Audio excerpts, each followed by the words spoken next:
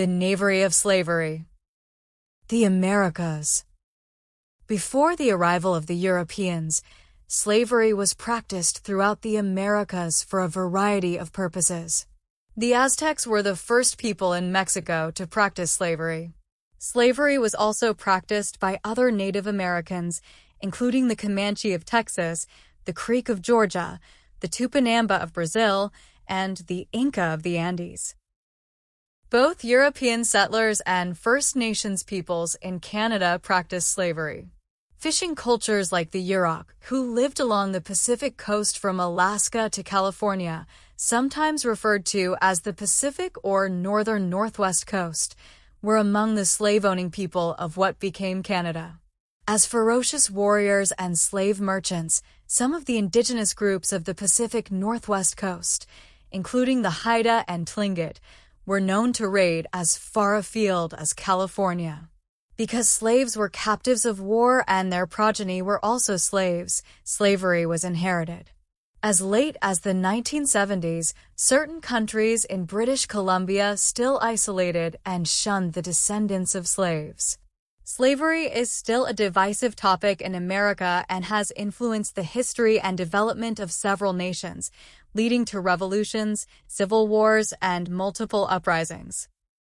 In terms of the quantity of slaves transported, the United Kingdom, Portugal, and France dominated the transatlantic slave trade. Slaves arrived in America between 1450 and 1859. Spain had to contend with the comparatively strong New World civilizations in order to establish itself as an American empire. Native Americans were used as forced laborers throughout the Spanish conquest of the Americas. On islands like Cuba and Hispaniola, the Spanish colonies were the first Europeans to employ African slaves in the New World. A Spanish historian and Dominican monk from the 16th century, Bartolomé de las Casas, took part in campaigns in Cuba, in Bayamo and Camagüey, and witnessed the Otway massacre.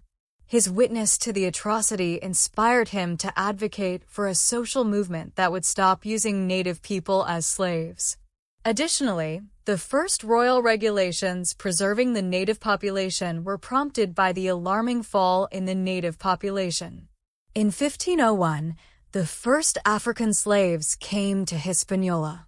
Slavery based on race increased throughout this time. In the Atlantic slave trade, England was a major player. Although the slave triangle was first established by Francis Drake and his colleagues, the English slave trade would not gain traction until the middle of the 17th century.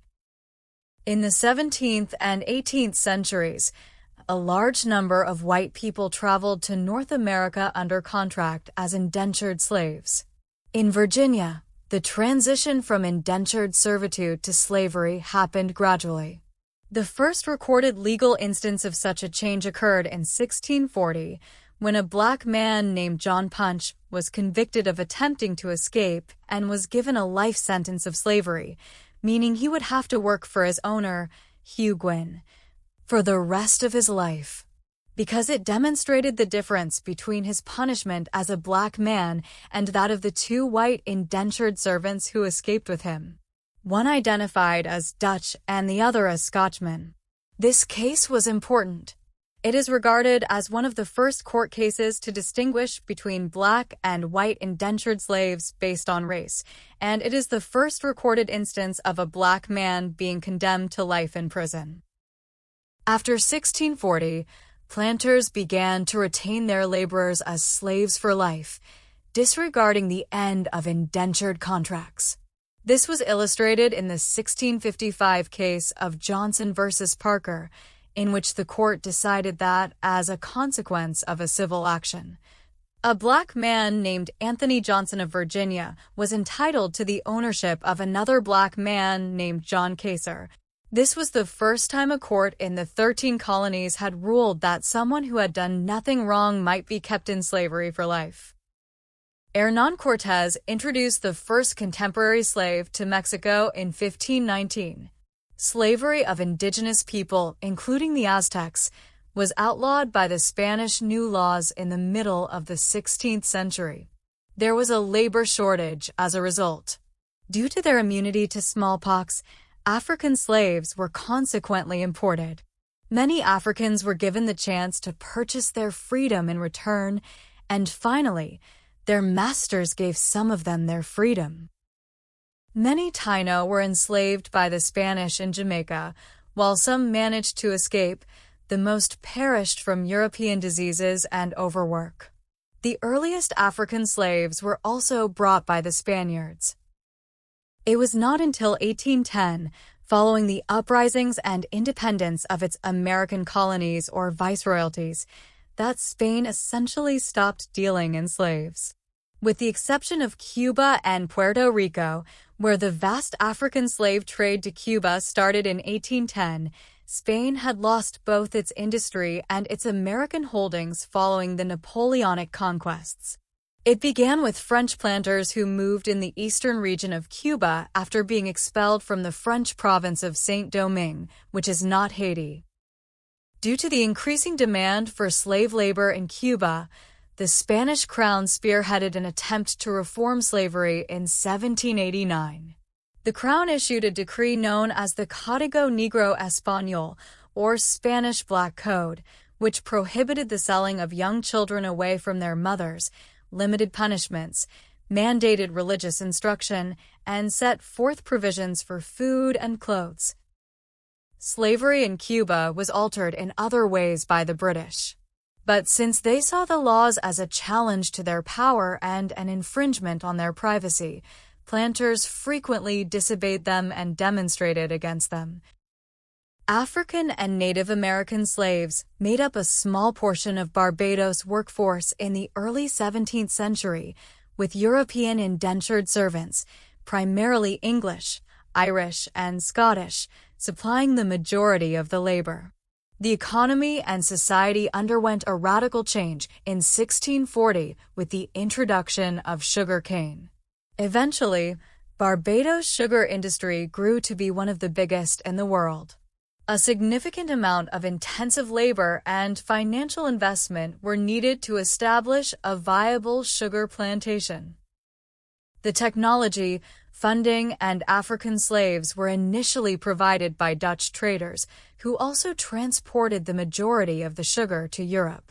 An estimated 30,000 people called Barbados home in 1644, with roughly 800 of them being of African ancestry and the majority being of English ancestry. By 1700, 50,000 Africans were in slavery while 15,000 white people were free. Although there were never more than 10,000 African slaves in Jamaica in the 1670s and 1680s, by 1800, that number had risen to nearly 300,000. Africans were treated differently from white workers and the dominant planter class as a result of the expanded use of slave codes, also known as Black Codes. During this time, a number of slave uprisings were planned or attempted in reaction to these codes, but none of them were successful. In order to grow, harvest, and process the commodity crops of cotton, cocoa, coffee, and sugar cane, the planters of the Dutch colony of Suriname mostly depended on African slaves. In 1863, the Netherlands outlawed slavery in Suriname. Slaves fled the plantations in large numbers. These escaped slaves created a new and distinct society in the interior that was quite successful on its own, with the assistance of the indigenous South Americans who lived in the nearby rainforests. Their collective names were Negmarones, which means, roughly, brown Negroes or pale-skinned Negroes in French, Marrons in Dutch, and Maroons in English. Because the Maroons were composed of slaves from many African ethnic groups, they underwent a process of ethnogenesis that led to the gradual development of multiple distinct tribes.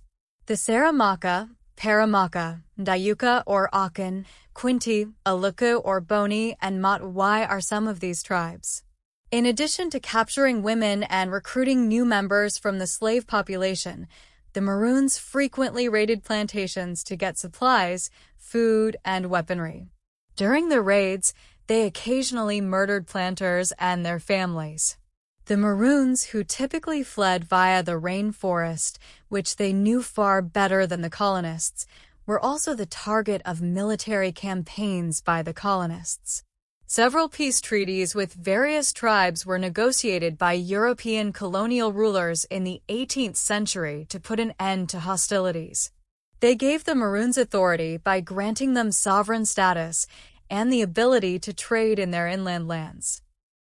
Since members of one tribe would enslave captured members of another, slavery in Brazil predates the founding of the first Portuguese settlement in 1532. Later, in order to sustain the subsistence economy during the early stages of settlement, Portuguese colonists mostly relied on native labor, and bandeira expeditions frequently caught Indians. Slavery among native peoples persisted far into the 17th and 18th centuries, although the importation of African slaves started in the middle of the 16th century. Brazil imported more African slaves than any other nation during the Atlantic slave trade. Between 1501 and 1866, around 5 million slaves were transported to Brazil from Africa. Most African slaves who reached Brazilian coastlines were compelled to board ships in West Central Africa, particularly in Luanda, in modern-day Angola, until the early 1850s. Brazil is currently the nation with the greatest population of individuals of African heritage, aside from Nigeria. From 1600 to 1650, sugar was the main export of the colony, and the rise of the sugar economy in Brazil was fueled by slave labor. When Brazil's gold and diamond reserves were found in 1690, more African slaves were imported to provide this new, lucrative market. The population increased as a result of immigration looking to participate in gold and diamond mining, and transportation networks were created for the mining infrastructure. After the mining industry's collapse in the second part of the 18th century, there was still a need for African slaves. Following the population rise, the production of foodstuffs and cattle ranching, both of which primarily relied on slave labor, increased. Between 1700 and 1800, Brazil acquired 1.7 million slaves from Africa, and the 1830s saw the growth of coffee, which further encouraged the slave trade. The last nation in the West to outlaw slavery was Brazil. Brazil received 40% of the slaves that were transported to the Americas. The United States, for example, got 10%. Even after being outlawed, some people in Brazil continued to work in conditions akin to slavery in the 21st century. Hispaniola was split between France and Spain at the Treaty of Ryswick in 1697. The western third was given to France, which later dubbed it Saint-Domingue. The French brought hundreds of slaves from Africa to turn it into sugarcane plantations. A profitable commodity crop during the 18th century was sugar. About 40,000 white colonists were residing in Saint-Domingue by 1789. Tens of thousands of African slaves were brought in to work on their estates, which were mostly used to grow sugarcane, greatly outnumbering the white people. Slaves in the island's north were able to maintain many of their African cultural, religious, and linguistic links, which were constantly being strengthened by freshly arrived Africans. There were around 10 times as many black people as white people. Jean-Baptiste Colbert drafted and Louis XIV approved the French Code Noir, Black Code, which set down guidelines for the treatment of slaves and acceptable liberties. Many slaves perished from illnesses like smallpox and typhoid fever, and 1/3 of newly imported Africans perished within a few years, making Saint-Domingue one of the most cruelly effective slave colonies. Their birth rates were approximately 3%, and there is proof that some women chose to abort pregnancies or commit infanticide rather to let their kids grow up in servitude. Similar to its colony in Louisiana, the French colonial administration granted certain privileges to free persons of color, including the mixed-race offspring of black female slaves and white male colonists, and later, mixed-race women. Many were eventually freed from slavery. They created a distinct social class. It was common for white French Creole fathers to send their mixed-race sons to school in France. The military admitted a few individuals of race. The south of the island, close to Port-au-Prince, was home to a larger population of free people of color, and many of them intermarried. They started to acquire some property and were often artisans and craftsmen. Some went on to own slaves. To increase their rights, the free people of color petitioned the colonial authorities. Slaves born in Haiti and those who survived the transatlantic voyage were initially recorded in Haiti's archives before being sent to France's Ministry of Foreign Affairs and the Ministry of Defense. These documents are at the French National Archives as of 2015. Haiti had 450,000 slaves, 30,000 free colored people, and around 40,000 white people, according to the 1788 census. Slavery was abolished in all French colonies in 1848 as a result of the Haitian Revolution of 1804, the only victorious slave uprising in history. In the United States, slavery was mostly Africans and African Americans during the 18th and 19th centuries, following the country's independence from the British and prior to the conclusion of the American Civil War. At the time of the Declaration of Independence in 1776, slavery was lawful in all 13 colonies and had been practiced in British America since the early colonial era. Slaves were officially recognized as a caste of people with African heritage at the time of the American Revolution. The Mason-Dixon line, which divided free Pennsylvania from slave Maryland and Delaware, and the slave and free states, symbolized the polarization of the United States over the subject of slavery. Although smuggling or illicit importing was common, Congress outlawed the importation of slaves in 1808 under the Jefferson administration. However, because to labor demands from the growth of cotton plantations in the Deep South, domestic slave trading continued at a rapid rate. To maintain their portion of the country's political power, those states tried to introduce slavery into the newly acquired western provinces. The Kansas-Nebraska Act is one example of a bill that was offered to Congress in order to continue the expansion of slavery into recently approved states. Depending on the circumstances, period, and location, slave treatment in the U.S. varied greatly.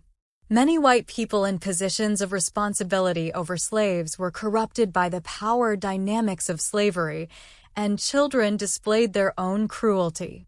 To enforce their wills, overseers and masters used physical punishment. Whipping, shackling, hanging, beating, burning, mutilation, branding, and incarceration were among the methods used to punish slaves. The most common reason for punishment was disobedience or perceived transgressions, but abuse was occasionally committed to re-establish the authority of the slave's master or overseer. Large plantations, which were frequently run by overseers and owned by absentee slaveholders, typically received harsher treatment. In the South, during cotton season, slave men were expected to pick 80 pounds, 36 kilograms of cotton per day, while women were expected to pick 70 pounds, 32 kilograms per day. If any slave failed to meet their quota, they would be subjected to whiplashes for every pound they fell short, according to William Wells Brown, who managed to escape to freedom. The cotton scales were beside the whipping post. In the middle of the 19th century, a man from New York who went to a slave auction stated that at least 3/4 of the male slaves he saw had scars from flogging on their backs.